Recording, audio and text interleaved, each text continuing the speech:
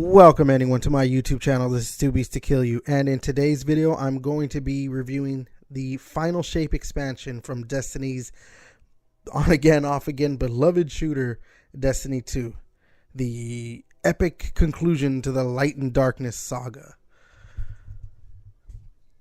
It's been out for a week now, so I wanted to wait at least a week before I put out a review. You know, that way anyone who wanted to play it played it. Anyone who might want to play it could probably look at this and decide if they want to try and get into Destiny, but I'll get into all that.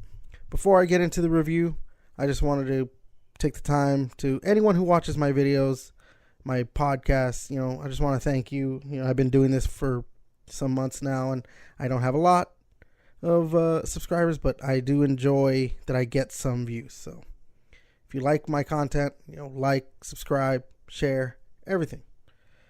But let's go ahead and get into it.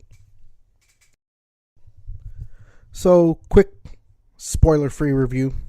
I very much enjoyed this DLC, or the expansion. It's a huge step up.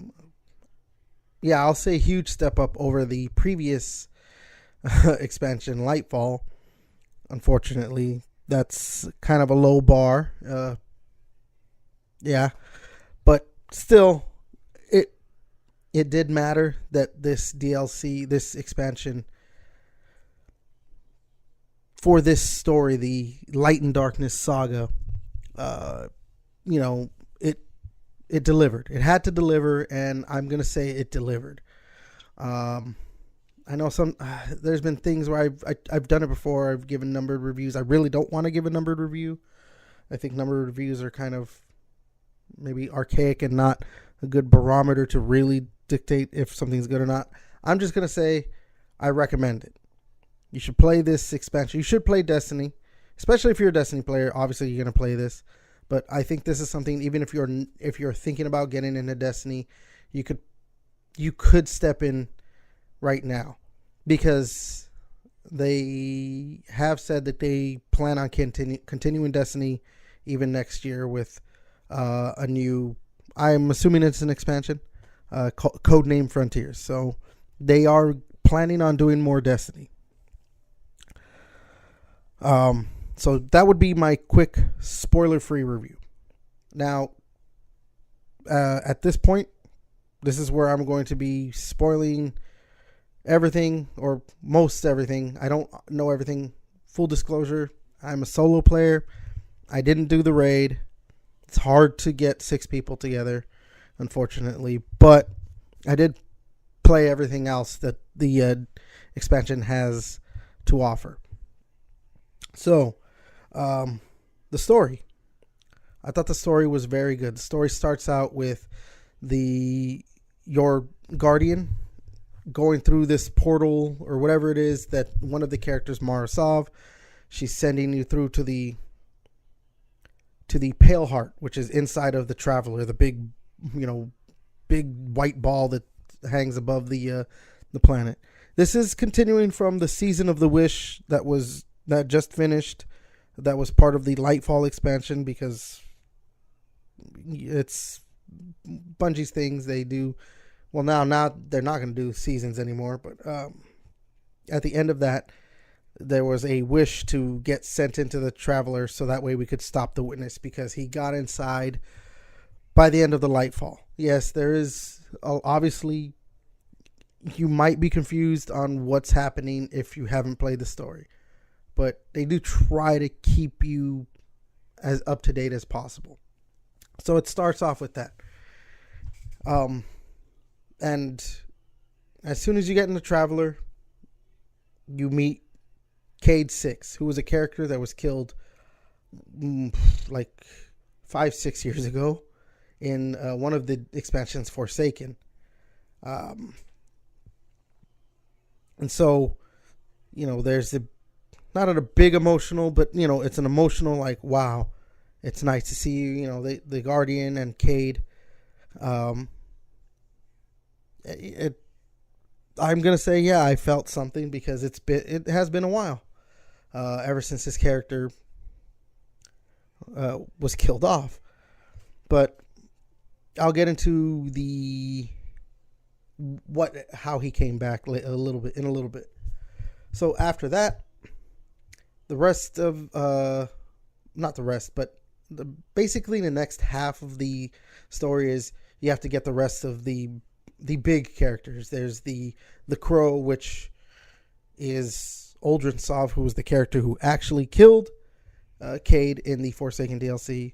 You get I'm sorry, I don't know why I'm forgetting her name now, unfortunately, but the Warlock Vanguard.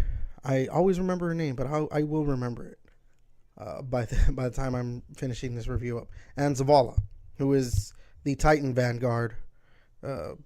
For they're basically the leaders, the Vanguard. And so once you get them, at that point it is just about, okay, let's finish this off. They find out that basically what the Witness is, that's the big bad.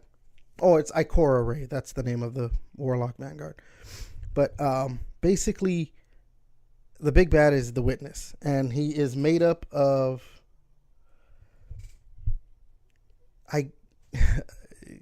like I said, there's a lot that happened beforehand that you kind of would need to know. But there was a civilization that had the Traveler way, thousands years ago or whatever. And then at some point, he left. The Traveler left. This civilization just combined into one being named the Witness. What you find out is not everyone agreed with that, even though they became part of this one being. Not everyone wanted to do that. They're called the Dissenters. And you figure out, your team figures out that, if we start separating you can kind of, they were able to kind of go into the essence, the being of the actual the Witness, that if you separate these people from it, you can actually kill the Witness. So you end up going to fight the Witness. You separate some of his beings, some of the essence or whatever you want to call it, and then you beat him, but you don't actually kill him. That's how that part of the campaign, or that's how the campaign ends.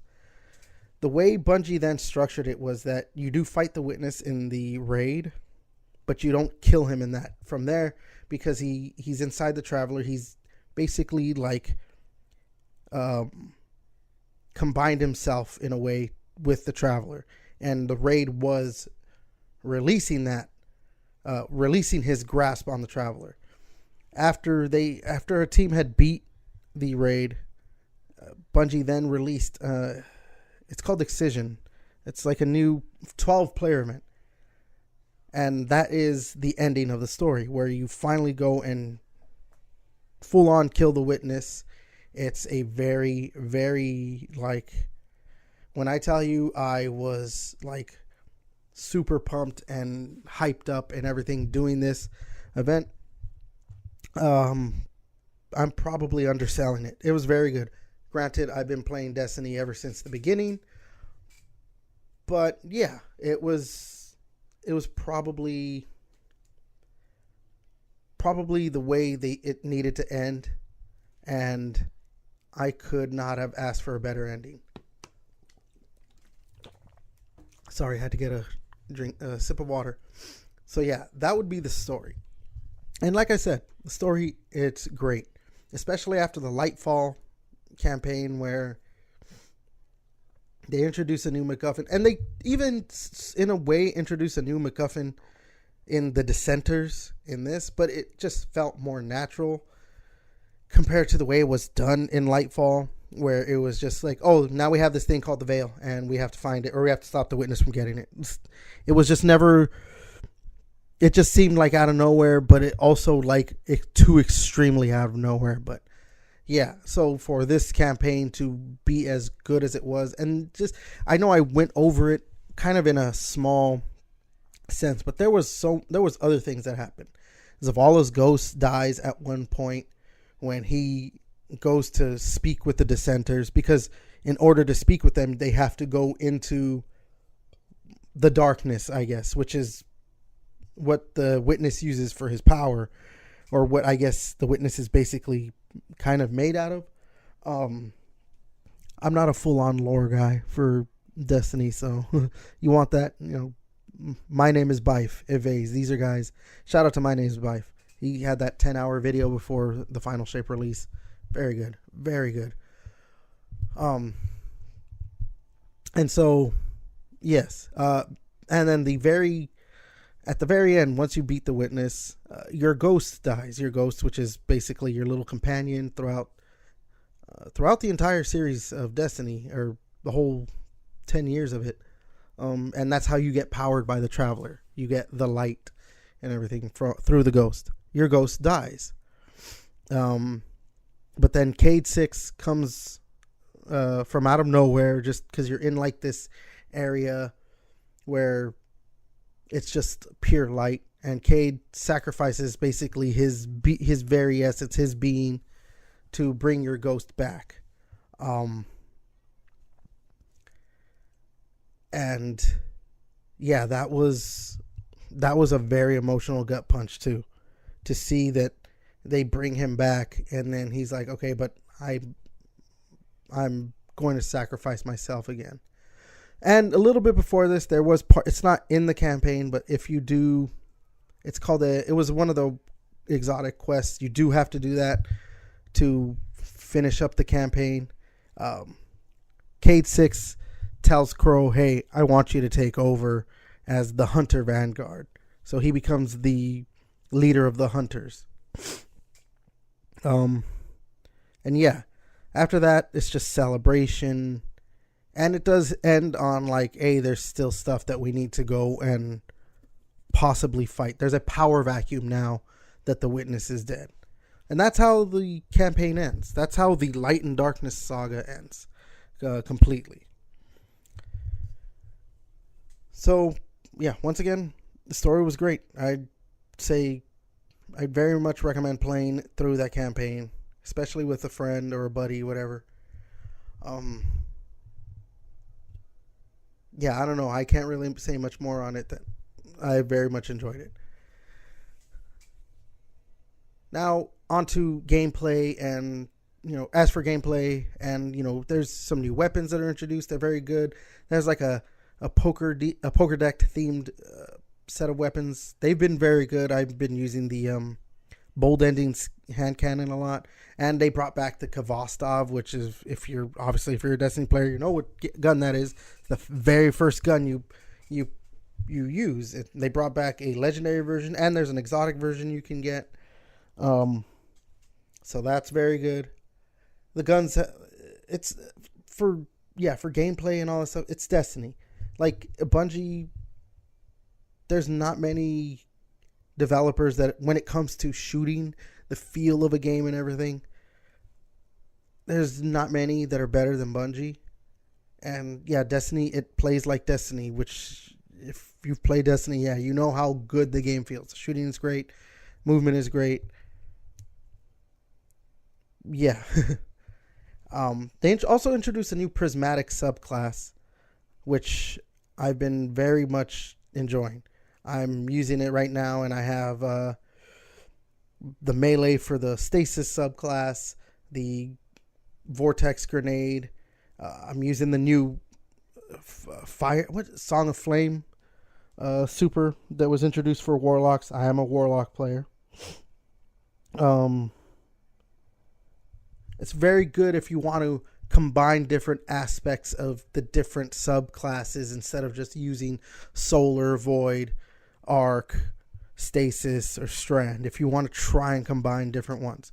Now, I will say I don't like the grenade selection as much as I would have. I think I would have preferred some more of the bolt grenades, like the Firebolt grenade or whatever it's called. I'm forgetting the name. But they don't really have. That's just a personal preference. I don't like the grenade selection. I'm fine with the vortex grenade. It works. But I think I would have preferred like one of the bolt grenades, specifically for the solar subclass. But they do have the melees, which have worked for me. They also introduced, it's not really a new public event, but it's an event, or it's like the when you're what the open world, like I don't know what you would call it, but it's called Overthrow.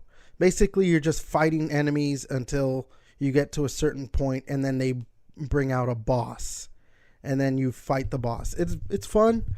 It's very different than compared to public events that they've had, where it's just like you go to a spot and then like some enemies come and you're stopping a drill, or you're trying to stop them from getting glimmer, or you're trying to stop an enemy from you're trying to escort something. It's very different. It's just more like, actually it seems like for this, it's their public event. It's a little weird. No, but it's a good addition to the game. There's still more, but I don't really want to add that as part of the expansion, because we're getting, instead of seasons now, we're getting what they're going to call episodes. And the first one will begin today when I upload this. It's called Echoes. And so that's basically continuing their story, and they'll add new events or activities. There we go. That's the word I was looking for. New open world activity. We're going to add new activities, new weapons and everything. But that is something that I think even if you don't have the expansion, you'll be able to play and everything. So I don't really want to add that. But yeah, everything about this expansion has been very good. Like I said, I don't really want to give it a number. I just want to say I recommend this very, very much. Go play it. It's Destiny, and Destiny is, for all its faults, it's still very fun to play, especially if you can get like 2 or 3 buddies to play with. Specifically 2. A lot of the activities are just like 3 players. So if you can get like three of you together, it's even more fun. So yeah, I think that's going to do it for my review. If you guys like how I do my content, you like my content, please, again, like, subscribe, share, all that good stuff. I enjoy doing this for you guys, for whoever gives me their listen/view. This is just a fun thing to do for me to do, on the internet. But yeah, okay, I'll go ahead and end it there. Until next time, I'll catch you later.